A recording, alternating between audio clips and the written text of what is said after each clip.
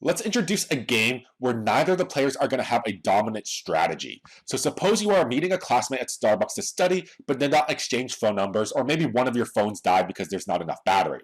There are two Starbucks near campus. Which one do you choose? So we can easily model this game with the two Starbucks that we have on campus. There's one in the Green Library, and there's also one in Mango. And using the best response technique, we can easily see what the Nash equilibrium is going to be. If you are you, obviously, what would be the best thing for you to do if your classmate is going to choose the Green Library? The best thing for you to do is to choose the Green Library as well, because that's going to lead to a successful meetup. If your classmate's going to choose Mango instead, what's the best thing for you to choose? The best thing for you to choose is to go to Mango as well. And your classmate's going to have the same exact sort of solutions or the same exact strategies as well. The best outcome for both of you is to have a successful meetup in each of these locations rather than a missed opportunity. And once we go ahead and do so, we're going to notice that there's going to be two Nash equilibria, where both of you go to the Green Library or where both of you go to Mango. Neither of these players has a dominant strategy. And with all of this, when neither of these players have a dominant strategy, a number of equilibria can emerge. There can be one Nash equilibrium, 2, 3, 4, or even 0 Nash equilibrium, depending on how the game is sort of set up. In this example, we have two Nash equilibria. However, we want to make one of these choices a little bit more obvious or a little bit more successful than the other one. We want to increase the chances of a successful meetup. And how exactly do you think we can do that?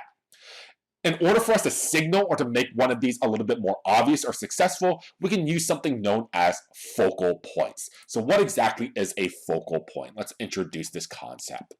The focal point. The focal point is just telling us that this is going to be a solution or a signal that seems more obvious based on clues and past experience.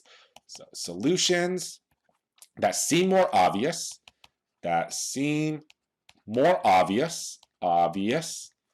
based on clues, and past experience, So essentially, we're trying to give some type of signal or some type of clue that's going to make one of these Nash equilibria a little bit more successful than the other one. So what do you think would be the sort of focal point in the example that we just took a look at?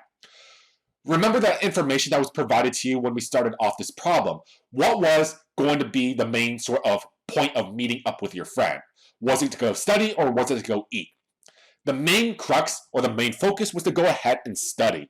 And if you wanted to go ahead and meet with your friend to study, which one of these choices is going to be more obvious? It's probably going to go with the Green Library because the library is exactly where you want to go ahead and study.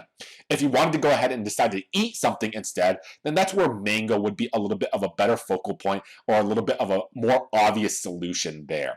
So you have to read a little bit in between the lines and see what type of information and what type of clues are being provided to you in order to make one of these Nash equilibria a little bit more obvious or a little bit more sort of successful depending on the situation. Both of them are Nash equilibria in the sense of how we sort of formally derived it, but if we want to increase the chances of one of these happening, then that's where we'll go ahead and make the usage of focal points. So based on clues, based on your experience, what exactly do you know about your classmate? Is he or she a flake, or is he or she some type of rational type of person? That's exactly where all these focal points will be a little bit more apparent.